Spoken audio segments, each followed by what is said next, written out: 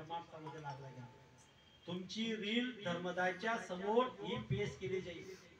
भविष्यामध्ये गुरुवारच्या दिवशी इतक्या वाजेपासून इतक्या वाजेपर्यंत तुम्ही बापूंच्या घरासमोर जयाताईंच्या घरासमोर जे जयगुरुदेव कुटिया बांधलेली अगोदर तुम्ही जयगुरुदेव कुटियाची एक प्रार्थना ऐकली. हे गुरुदेव मेरी कुटिया को क्या कर देना, मंदिर बना देना. हे आपण प्रार्थना ऐकली. मेरी कुटिया को मंदिर बना. पहिलेच मंदिर आहे तर पण आपण अनाथ शनाथ खराब कर्म केलेले त्याला सोडून आपला ही कुटियाला मंदिर बनवायचे.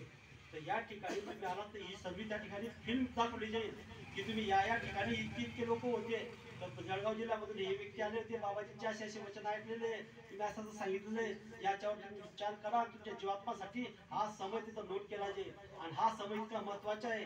सत्संग काय म्हटलं माहिती का, या ठिकाणी संत महात्मांच्या सत्संगाची अगर तुम्ही एक घडी थोडसे ऐकून घेतलं तर आत्माला ती ताकद मिळेल आणि त्या ठिकाणी ती रील होईल. आणि त्या ठिकाणी तुमचे जे पुण्य म्हणतात आपण गुरु महाराजांचे वचन ऐकले त्यानुसार तुम्ही आदेशचे पालन केलं आणि त्या ठिकाणी तो भंडारा घेतला तर या समोर तुमच्या त्या ठिकाणी नोट होऊन तुम्हाला धर्मदा विचारेल की तुम्ही चांगले कर्म केलेले त्याचे फळ भोगतात तर वाईट कर्म केलेले त्याचे फळ भोगतात. त्यावेळी तुम्ही सांगायचे की आम्ही जे चांगले कर्म केलेले त्याचे फळ भोगतो. तर त्या ठिकाणी काय होईल माहिती का, तुमची आत्मा सीधी जे बी गुरु महाराज सीधी संत महात्मा आपल्या कामाला घेऊन जाते. म्हणून बाबा जयगुरुजी महाराज या ठिकाणी स्वतः मानवतन धारण करून या ठिकाणी आलेले.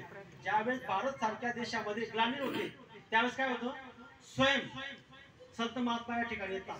म्हणून म्हटलेलं आहे, जब जब होय धर्म की हानी बड़े असुर महाभिमानी तब तब प्रभु धरी मनुष्य शरीरा हरी कृपा निधी सज्जन लोक. या ठिकाणी कृष्ण भगवानने स्पष्ट म्हटलेलं आहे की मी साधूंची रक्षा करणार आहे. आपण महाभारत मध्ये टायटल ऐकलेलं आहे.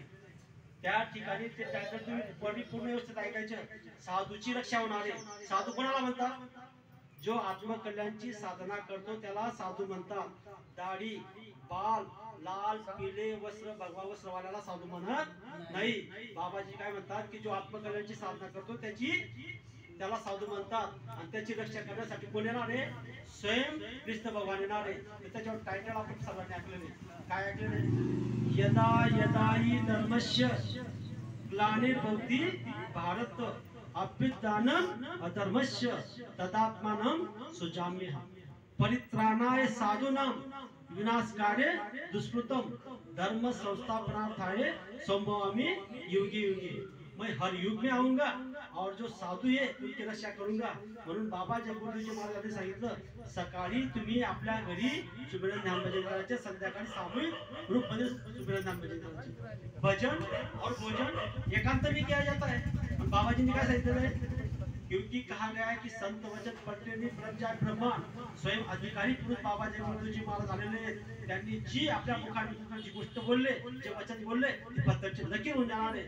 म्हणून परित्राणाय साधूनं साधूची रक्षा करण्यासाठी स्वयं कृष्ण भगवान येणार आहेत. आणि बाबाजी सांगणार त्यांना, हे बघा हे साधू हे साधू आत्मकल्याणची साधना करतायत, यांची रक्षा